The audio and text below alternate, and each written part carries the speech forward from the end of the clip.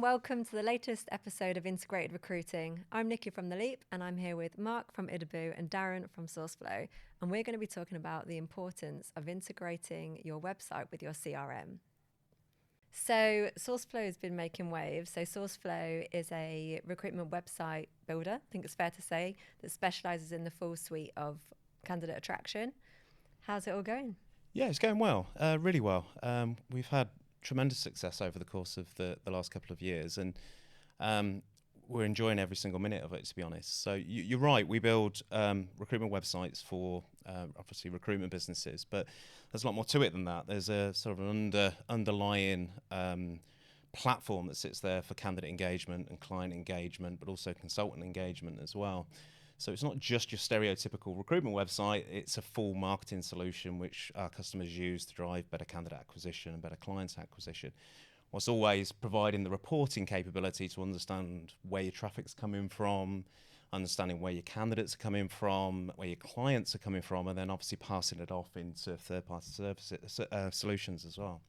And you've been integrated with idibu probably since day dot, is it? Since day dot. You two go way back, don't you? We do. Yeah, it's the previous lives. What is it now? About must be 5 years, it 4 years. Probably is. Yeah, it's certainly getting on for that time. Yeah, and I only ever see Mark at events usually, so but he's always good fun to have around. So yeah, we've known each other for a while, Mark. So how many websites have you got on board at the minute then with SourceFlow? We have, I believe at last take it was about 142 that are wow. live, but we have probably around about 20 in project delivery at the moment.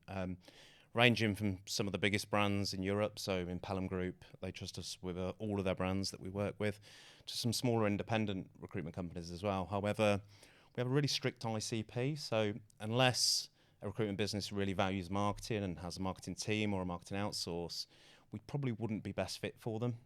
So yeah, in terms of our growth, it's been with great businesses that really understand and really value marketing, and that's a big point for us. You know, we're heavily sort of consumed by the marketing industry within recruitment. So. Yeah. Oh, that's good to hear. Yeah. So when a company is thinking about building a new website, what sort of things should they prioritise? I think the first bit is planning. You know, you've got to ask yourself why we're doing it. Many businesses just jump into a website project, not really understanding what they're actually trying to achieve. So I think the first bit is actually planning what you really want out of it. Is it more candidates? Is it more clients? Is it more consultants? But also making sure that then you're developing and designing and developing specifically for your audience, not necessarily for you. And this is where some people get it wrong, actually. Some businesses get it wrong, where they think that designing for them and telling the story about them is actually going to start to increase the output and the ROI they can actually get from a website, but it's actually not the case. So the first thing I would suggest is actually look at your audience, look at what you're trying to achieve from your audience, look at whether it's candidates or clients, and then build the website to focus on those particular areas. I think the other side of it, and obviously we'll get onto this, is integrations. It's almost seen sometimes as like, certainly for some businesses, as like the last part. It should be one of the first parts of the planning strategy. Absolutely. You should be looking at how you're going to get jobs into the website, but also how you're going to get the data back. And the data isn't just candidate CVs. You know, we could talk about just getting candidate CVs through. That's one part of it. But most recruitment businesses or most savvy recruitment marketing teams will want to know exactly which marketing channel they're getting their candidates back from. So it's all well and good that they land on the website, great. You know, the conversion source is amazing. The website's providing great ROI, but actually which marketing channel, which campaign as a marketeer run that's actually driven that candidate in the first place to land on the website before they then convert. So understanding whether your integrations with your other solutions, and we're very lucky at idibu, we're able to pass both the conversion source and the campaign source, so the traffic source into you guys. I think understanding that really starts to allow you to have a real clear eye on the ROI that you're actually generating for a marketing team. So something that we talk about a lot actually at SourceFlow is saying we want to prove the value of marketing in recruitment. So a big part of what we do is obviously that.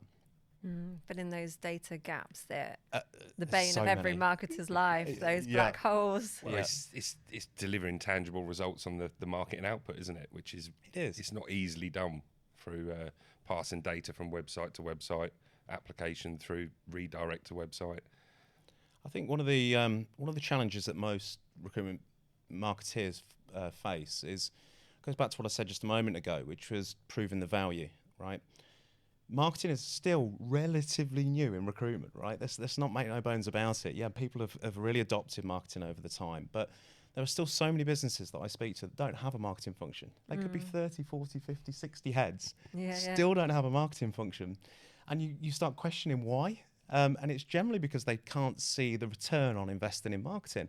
Now, it's when you get those integrations in place, when you can truly see exactly what marketing are doing and what's driving to an application level, right, the top end metrics, but also how that's led to conversion metrics and the placement metrics. You know, how many people are being placed from a source? How many people are being placed from a marketing channel? How many clients have we been able to adopt because of a marketing channel? You get that right, it's a very easy conversation to go to the CEO of recruitment business if you're a marketing leader and go, right, I want some more money to spend on this, right? Anybody in the right mind would go, yes, you know, we double the spend, we're likely to double the output. So, it's one thing that we're hugely passionate about, and that's where good integrations and good partners that work together comes really into hand for that. Equally as well, there's the technical side of the integration and the ease of integration with the website as well. So I've seen it before. Recruitment agencies have built a website on a particular platform and gone to then integrate it, and it wasn't possible. Yeah. And it basically backtrack that whole project, start again from scratch, new platform with one that does integrate. Yeah. So obviously making sure that communication between the two platforms is there and of quality as well. So I think one of our USPs between us definitely has to be that dynamic integration. Yeah, I couldn't agree more. I think the ability to, change a field within SourceFlow and it automatically updates within idibu is gold dust, right? It saves you then having to go to idibu and ask them to make a change, right? Which you might have to with other vacancy distribution services. The actual user can control all of that just by making a change in one place. Absolutely, the power's in the hands of the marketeers. Yeah, and that's what they want. That's what people want. So, you know, you don't want to have to open a ticket because you're wanting to add a new division. It's going to take you 12 days to get a response on that ticket. People want the control of being able to do it themselves, as you say. And it's recruitment. Everything needs to be done yesterday. Yeah, always yesterday. Always. Yeah, absolutely. So if you were going to add a new search field like hybrid or something, you would add that within SourceFlow and it would automatically update in idibu. Yep, just pull through and update the mappings on our end. And I suppose the next step with that is taking like your CRM, for example. So if you're using your CRM and idibu within the CRM, would that option then appear there as well? Yes. Well, in the idibu integration within the CRM, yeah. So if you adjust a category or an additional location, as soon as you pull that through from the job record into idibu, those new mappings will be available in the drop downs. So you'll see them instantly. Oh, wow. Yeah, massive time saver. And there's other benefits as well of having sort of a middleware option of idibu between the CRM and the website. You know, I always talk about it as being a bit of middleware through the process of you raise a job rec or a new job post in Bullhorn or whatever CRM, you know, we're obviously relatively agnostic. That then talks to the vacancy distribution services, talking to idibu. That then sends the vacancy on to us, for example, on SourceFlow. The application then comes back into us, and then it goes back into you, and then there's a traffic light system. So you're going yes, no, or maybe to the applications that are coming in. When you click yes, it is released to the CRM. If you click no, it goes nowhere near it. If you click maybe, it still goes nowhere near it until you click yes, right? Now, where some people look at it and think, well, we definitely need a direct integration, all you're actually doing is getting a flood of candidate data coming in to the CRM. Yep, there's no gatekeeper. No gatekeeper at all, yeah. And in my experience of sort of running teams that obviously work in CRMs all the time, the quality of the data that's in your CRM is absolutely the lifeblood of any business, right? It's got to be. Your data, I always believe that the data in the CRM should also be very partly owned by the marketing team, but they will only get that right if there's a good way of segregating out what is good and what is bad from actually hitting the CRM system. So, yeah, there's multiple benefits to actually doing it via idibu from the website as well. You can then compile those analytics against all the job boards, all the other social channels you're posting to, and look at that as an overall. You can kind of monitor what is the best performance, the quality coming through from those channels as well, rather than kind of having the job boards and then the website as a separately integrated piece. Yeah, you can compile it all into kind of a management information report, weekly, monthly, and get that high level overview. One of the things I sort of half like, and I sort of 50% of the time I'm on board with it, 50% of the time I'm not. And it's what we can do with you guys in terms of putting an application redirect on for any of the job boards. So you can post a vacancy to us, that would then receive the URL back for us, and that would then go and post to a job board where if somebody clicked apply, it then takes them back into their brand, right, under their own brand name, and then they go through an application process. Part of me really likes that because of the tracking mechanisms that we can put in place for it. So you can really start to understand the performance levels. The other side of it is you're adding a click to the application process, which isn't a particularly good thing. So it depends on how much you value data coming from the job boards against how much you actually want just quick, easy applications off of the job boards. And that's a bit I wrestle with sometimes. I'm not sure, sort of in your experience, just adding a click to the process, how much of a drop-off that occurs. Arguments say that quite a bit.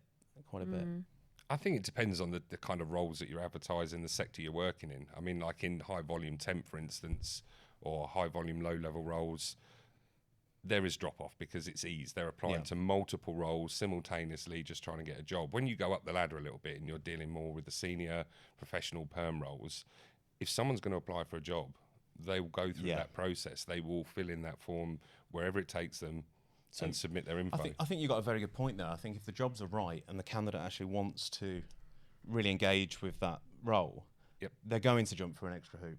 You can even swing it as it's a bit of a screening or quality screening process. Like if someone is half-hearted into it, they're not going to complete it. Whereas you're going to get those candidates that are genuinely interested and want to put themselves forward. If you think about it, it's only the same as how Indeed work, right? So Indeed works as a job board aggregator. It aggregates vacancies from various different sources. They get sent into Indeed, and then people can click on Indeed, and then it sends them back to the source for the application. So people could almost have that same approach with some of the job boards that let them. Now, some job boards stop it altogether. They don't like it because it's taking data off of them. But I think it's no different than if people were working on Indeed or any other aggregator. You click, you then got to click again on the brand website, you then got to apply. So I'd love to see the metrics. And honestly, I don't know the metrics on this. I don't know how much drops off through application from rather than that extra click. But I could go back to the quality of the data then for the integration, for the data that go into the CRM is significantly better. Much better. Yeah. And also with that kind of grabbing the URL, like you mentioned, we could put the job board tracking in there as well. So you can track where those candidates are coming from if you've got a campaign out there. So although it does come through the website, if it had come from LinkedIn, CV Library, Total Jobs, Indeed, we'd still be able to track that data as well. Yeah, very good point. Yeah, good point. So if a company is at the minute, say looking into getting a new website, or perhaps they're already signed with SourceFlow and are looking at that job distribution piece, what sort of things should they look out for when they're weighing up different platforms and different options when it comes to the integration?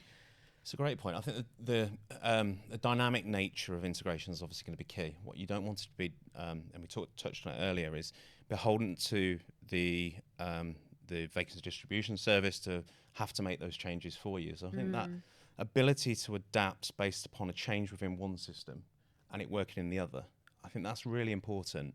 The other is the relationship that the two businesses have. I think that's huge. I think the companies that partner with each other as we do, and we have done for a long time, that know each other at almost a personal level because it's been so long. they're generally inclined to get more out of the joint solution because they can engage with each other easy. So sorry, I was just thinking, Yeah. how is the actual integration? Because I know you describe it as dynamic, but is there something extra that idibu have done that other providers haven't? Is there, I think it's the flexibility of okay. change.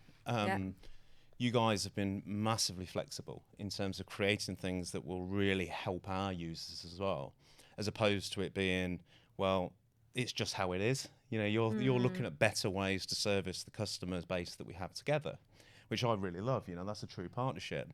The biggest one, and we've already spoke about it, is just that dynamic ability to be able to change data points or data fields, I should say, very quickly, really quickly, without the need for a ticket, without the need for intervention.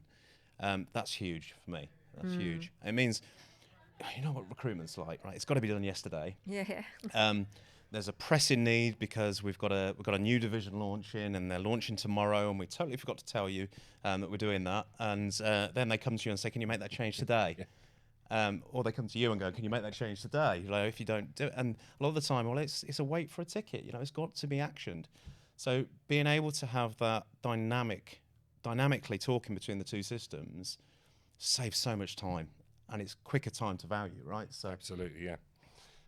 Additionally, like you said, the relationship between the businesses, it gives you that communication to be innovative in those situations and look at the problem. What's the solution? How do we better it? And both working together to achieve it. Yeah, and the ability just to pick up the phone to each other, you know, that's huge. You know, being able to pick up the phone to you guys and say, right, we've got something that we need to do here. These customers asked for this, and working together as a true partnership, that's massive. So how did that evolution come about then? Was it an idibu customer on your side, someone saying, you know, we'd like more flexibility in adding fields, and then you kind of got together and added that functionality? In essence. I mean, we've known Steve for many a year, and known you, obviously, Mark, and the rest of the guys at idibu for many a year. And like I say, by having that direct communication has allowed us to be better together. Sounds a bit cheesy, doesn't it? But it's allowed us to be better together. And I think, you know, there is significant benefits, as I said before, with partners that actually do truly partner. And that really helps not just us in terms of organisations, but our customers. And that's the bit that we really want to look after. That's the bit that's most important to us, is the customer, and how do we help them and help them be better. And if we can do it in collaboration, great, right? We're in a good place. So can you think of any instances where you've seen the power of the integration almost deliver tangible benefits for either of you, for a customer? It's hard to say, other than what we keep talking about, the dynamic change, but because we don't necessarily review the analytics that sit within the system, right? That's their own IP. We're not looking at that. I know, having worked with other vendors, that speed of change is so important, and that's the benefit here. You know, speed of change is something you want it done tomorrow, you want it done yesterday. Being able to actively do it yesterday is so important, as opposed to that wait time. So I'd say that was the biggest benefit, you know, in terms of where we've seen success, is that our users are just able to adapt really quickly. Our joint users are able to adapt really quickly. Now that's a success in my mind. That's where I'd probably answer that question. Yeah, same for me. I mean, we've got some new mutual clients, and the feedback is it's them having control. Like you say, the marketing team can work adaptively. They can make the changes as the campaigns go out, or if there's any changes in the mappings on the website, they can deliver it immediately themselves, and there's no holdback from their side waiting for it to be actioned by someone else. That's probably the biggest benefit and feedback that we've had. So in terms of the reporting then, because it sounds really exciting, the level of detail you can go into, because idibu's reports have always been great standalone. I assume on your side you've got your dashboard. Correct. If you take those two, is it even better? What's the power of the two combined? I suppose one of the things that you don't necessarily see is the traffic analysis. Yeah. So what you will get is your application rates, maybe job view rates or application rates. What we're actually able to do is when we send an application, we're tracking the whole journey that a candidate goes on, or a client goes on, actually, for that matter, although it doesn't touch idibu, obviously. But we're tracking where a candidate came in, which source, we're tracking the whole journey, where they've been, what they've been looking at on the website, which blog pages, which divisional pages.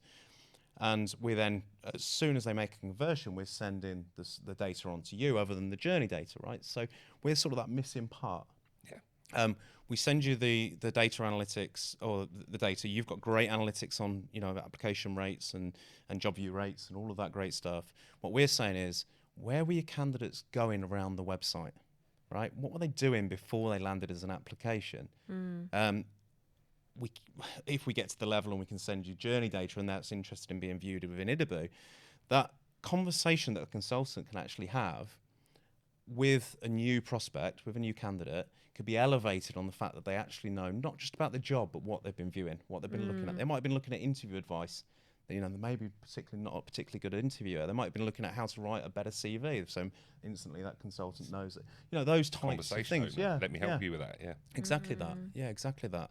How do you, because we have these conversations a lot, how do you attribute the value? Do you attribute more to the first entry point? Or, so for example, the Indeed to the site? Or do you attribute value also along the way to those? I don't think there's a right or wrong, is there? I just enjoy the debate. It's a really good question because, in my mind, you've obviously got two parties there, haven't you? You've got the conversion source, which is the bit that's actually taking it and making the application happen, right? But which is the part that's driven the traffic in before the application can occur? Now, I would argue if the application process is completely screwed, right? We talked about application redirect with drop-off, but if you're not making it easy for people to apply, you're going to get a drop-off, right? So you're never going to see the value of the traffic that you've got from that source. So making it easy to apply is a huge part of it, making it dead simple. It's hard to give a weighting, I think, in terms of which one's most important. I would argue that probably the weighting sits around the traffic channel that's driving it in, whether it be LinkedIn, whether it be Facebook, whether it be Indeed, whoever it might be, because that's initiating it. But then you go, well, the value lies with marketing, because marketing are actually delivering the connections, they're delivering the campaigns, they're delivering the content, the traffic into the website that then actually converts. Yeah. But having a very good conversion strategy, keeping people engaged as well, is huge. But I couldn't give you a weighting on it. No, I think that's the thing, isn't it, with attributing value per channel, is that sometimes it feels like it takes away from the fact that it's all parties, whether it's the blog content or the application experience, it all plays a role in converting that candidate. Yeah. It's almost like, I like to think of it as a football, it's like passing, isn't it? Until the goal is scored, everyone played a part. It's the omni-channel approach, isn't it, that nobody's ever really been able to master. It's it's a tough. You'll never get true end-to-end reporting of where they went, how they spent their journey, and right the way through. I mean, you can from last-click attribution. I'm sure there are other tools that might provide a deeper version of that. But you're right, it's multi-touch. There's always a multi-touch. There's always a multi-touch from the brand, from the social, from the vacancies that are being posted on job boards and so on. There's always going to be more than one touch with a candidate generally. And with a client as well, from that matter. Clients are going to want to sort of seek, they'll generally come in either from the sales teams making outbound calls, typical of recruitment, or it's going to come from the marketing and the brand assets and the brand strength that you have within your organisation as well. So I imagine most people listening use Google Analytics to track website activity to whatever extent. How does your system work with Google Analytics? Are there other platforms at play there to get the data? Yeah, so our reporting system is built with really two layers of data. So the first one is traffic data, which we take from Google Analytics and we actually position it into our platform. And it actually looks like Universal Analytics. Remember, how good was that? Right? Yeah.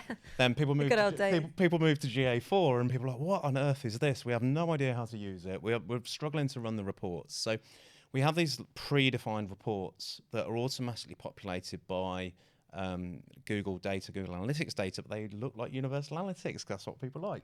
Then we overlay that with the data that we're taking. So we overlay it with source tracking. We overlay it with application rates. We overlay it with client conversion rates, all of that great stuff. So we're then able to tell you things like how many applications from a particular channel, how many applications from a particular location, all of that great stuff that people actually want to understand is all bundled together from two sources, like I say, us and Google Analytics. And And I think that's really important for a marketeer. 'Cause, if you don't know your data points, if you're almost just guessing. And I suppose it turns into ROI when you're looking at idibu within the CRM, right? Absolutely, Exactly. yeah, that's what I was going to say. Once that data comes across to us, Yeah. we can then start to expand on the suitability of the candidates from those sources, what the breakdown is, and then into your cost per candidate as well. So you can literally have a cost per suitable candidate and offset that against your placement and understand exactly what the spend is on the, not the advertising, but that campaign to get that person into that role. I've got a question about that actually, because it's got me thinking. So if it's cost per candidate, is that based upon I guess you change it dependent upon the subscription rate for a particular job board for that customer? We would need to know what the spend was. So for example, CV Library static credits, they're like a cost per credit. We can put that into the analytics of idibu. So if a customer was to tell you how much they pay for us, for example. I mean, yeah, if there was kind of a cost per post to the website, so to say.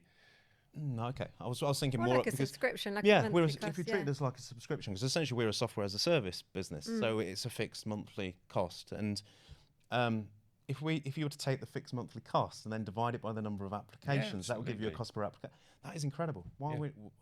And then we can even look at the suitability of those candidates that come from it as well. So it'd be like, 64% of those candidates were suitable for those roles. Divide that cost by the 64%, you've got your cost per suitable candidate. Well, here's something for our joint clients. So you should be speaking to idibu about how much you actually pay for us, and you'll get your cost per candidate. I mean, I think that's bloody brilliant. I'm surprised that I don't know if we've got anybody doing it. I'll be surprised if we have. But I think there's a bit of value there in that. It's sort of proving the value of the website as well. Total value of the website. Absolutely, yeah. That report, I remember it well because when I was in-house, we put in a request, I think, for something similar, and then idibu brought that out not that long later. It was great. And just like you say, we could put input like the cost of a job board, depending on whether it's a monthly subscription or per job slot, and get those calculations. The key thing that was always missing for us is because we use the CRM that everything wasn't integrated with, unfortunately. And then so we could say the cost per applicant, but we couldn't track it right through to placement. Yeah. So, which is obviously the main metric that really counts, right? It's the sanity metric of everything in recruitment, isn't it? You know, how much are we spending on something, and actually how much are we making off the back of it? So many businesses look at the vanity metrics. You know, talk about social. How many people are clicking on our social click-through posts? rates, views, means nothing, likes. right? It means nothing. How many leads are we generating from that channel? And then how many of those are actually turning into revenue? That means something. You know, we're actually getting something out the back of it, which is for a recruitment business, it's placement fees. You know, it's money. Just looking at the overall traffic analysis, or it's meaningless in some respects. Yeah, it means something because the more traffic you have, the likelihood is you've got a conversion rate, the more conversions you like to have. But it's really looking at the channels and saying, which ones are we actually placing from? What's the best performing? Where's the quality coming from? Where do we invest more? There's even a bit in the idibu analytics dashboard that compares the two. It says best channel by quantity, high volume, but then it breaks it down into best channel by quality. Yeah. And that's based on the traffic light system. Flagging the candidates yeah, in because or you could rejecting easily them. misjudge it, couldn't you? Like cut off a job board because you only got 3 applicants, but if you place them all, within a set period of time, then it's still paid for itself. Yep. It's not looking at the volume. It's for me, it's always looking at the placements, which between your integrations with CRMs, you're getting the best of both. If you're sending all of the data into CRM with all the right source codes, and then they're placing on it, they're going to be able to get that level of data. So our analytics with the CRM through to placement, it's literally a cost per placement, cost per suitable candidate, all that tracked from the point of putting the job out there. Do you ever wonder, because we all know that recruitment company leaders, they all want ROI. Like, they don't want to spend money unless they know it's going to get return. Yeah. Yet there can be a resistance to invest in the tools that actually give them those answers. Why do you think that is? They're scared of what they're going to find out. Do you think? Because it seems mad, because they love everything to be black and white. They want that level of detail. The tech exists. Oh, yeah, it does. It does. And I maybe they just see it as another overhead cost, and they'd rather just go on, gut feel. I know some businesses like to run on gut feel, don't they? But it's not the way I'd want to run a business, that's for sure. And it's not the way we do run our business. We look at absolutely everything at SourceFlow. I don't know for those marketing teams, because they'll always be labelled as the fluffy function Well, that can't report on, yeah, or on the cost, ROI. or the cost center. And this Yeah, is where yeah, yeah. marketing needs to get clever. You know, if you get the right integrations with the right tools, they can prove their value. And this is something that we, like I've said 2 or 3 times now, prove value. And for marketing teams in recruitment, you're in a bit of a challenge, you know, with any businesses. And there's certain businesses that have got founders that have come from organizations where they are so hell-bent on sales, right? It's always sales. It's always, how do we make more money? Well, we pick up the phone, right? And you can justify that. You can understand the ROI on it. But you can't necessarily, without the right tools, understand the ROI you get from your marketing team. So marketing teams should be shouting from the rooftops that they want to be able to prove their value by integrating in such a way that it shows them in great light. And yeah, I'm just still totally bemused by how many businesses just don't. I suppose that loops back to how you opened it, in that your ICP is one that either has a marketing function and actually prioritizes it. Because otherwise, I suppose they're unlikely to invest in a platform that gives them that data, right? Totally agree. Yeah, 100%. Taking you back to what you said about the way the businesses work together and the integrations, I think that's what's really driving it now as well. The ability that they all talk to each other, that data can be extracted, and marketing can really physically use that. Well, you don't want to build your website in a silo, right? It's pointless. It's got to be part of not just the marketing strategy, it's got to be part of the IT strategy as well. So if there are bigger businesses that have an IT function, they've got to own part of it. They've got to know, what are we wanting to report on? What data do we need out of it? How are we going to get it into the other systems? Is it secure, obviously? You know, where's it hosted? You're always going to get those questions, but they should be looking at it thinking, right, how do we connect everything in a way that gives us greater visibility? There's some great, you know, IT departments in recruitment companies. We work with a load of them who are absolutely outstanding, and they push you to do more and more. Great, that's what we want. We like being pushed as an organisation. But there's still businesses there that just don't, and it's the web projects aren't necessarily get involved with by the IT team. I think they have to. They've got to be a stakeholder there. They've got to look at the integrations as being just as important as whether the website looks good, right? And the looking good bit is one side of it, but actually connecting it all together is the other side of it, and that's the bit where you get it right, it hums. Yep. I think equally though, it's not just the recruitment businesses. Some of the software providers are still not in that position where they've got the open API, the open communication to integrate seamlessly. And businesses that are using those softwares are kind of stuck in a rock and a hard place, I suppose. They're aware of it, they want it, but it's not possible to do it for the platforms they're using. Yeah, agree. Yeah, totally agree. So for people watching who are about to embark on a website build project, have you got a couple of tips or pointers, things they should look out for? A couple of things that they shouldn't do. I think there's habits to look at design over functionality and look at design over integration. They say website, we've got to look great, right? Everybody thinks of a website as being this amazing thing that makes the business look great, right? That bit is a gimmick. You've got to do that, and you wouldn't engage with a web development company that couldn't make you look great, right? It'd be pointless. But you've really got to look at, can it do the things that we want it to do? Can it integrate with the third-party systems? You know, you shouldn't be building for your own ego, designing for your own ego. That's one of the things that you shouldn't do. You shouldn't be designing around your own business. You should be designing a website and getting the integrations to work based upon what you're actually trying to achieve. So take a step back. Don't just go, we need a website because ours looks old. Take a step back and go, what do you actually want the website to do? What do you need it for? What's the end result? Yeah. It's like there's a lot of talk, and there has been for years, about the 3 C's in recruitment: candidates, clients, and consultants. I think it was Lisa Jones from Barclay Jones that might have come up with that years ago. And it's right, you've got to put a percentage weighting on which of those things are most important for the website project to be a success. Yeah. And is it 33% for candidates? Is it 60% for candidates? But then the other 40% is shared across clients and consultants. You've got to have a real plan for it, as opposed to just going, we need a new website. Can we design something that looks wonderful and it's going to suit the ego of the business? We're going to have photos everywhere, and we're going to talk about how much we've grown the organisation. Does a candidate that's looking for a job really care about how much you've grown the organisation? Maybe clients might, right? But the candidate just wants to find the right job easily and be able to check out, get the application done. And the end user wants to know that the data is going to be sent into the right place. So that's one of the biggest pieces of advice I could probably give is look at what you're trying to achieve first, as opposed to how you're trying to look, and then work backwards from there. And we talked about it already, but also make sure it integrates with the tools that you use. That's what I was going to say. Look at your current providers, your CRM, other bits that integrate with it, marketing tools. Look who they work with, partner with. What's going to be the best setup. Perfect. Yeah, I think the other thing, sorry, can't keep talking about this all day, is not look at it as a website. Yeah. Right? The front end is, but think about it as a tool that's going to drive value into the business. It's going to increase our candidate application rates. It's definitely going to increase our client conversion rates if we get it right. Making sure those things are well thought out, and don't just think of it as being a website.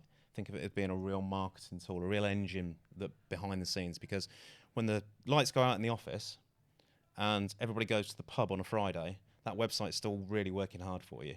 So you need to get it right. Perfect. Well, thanks so much for your time today. It was great to finally get you on. We've been looking forward to chatting to SourceFlow. If you've got any questions, pop them in the comments and we'll come back to you personally, and look forward to the next episode. Thank you. Bye. Brilliant. It's great to be back. See you next time. Thanks, guys. Yeah, good to be on. Thank you.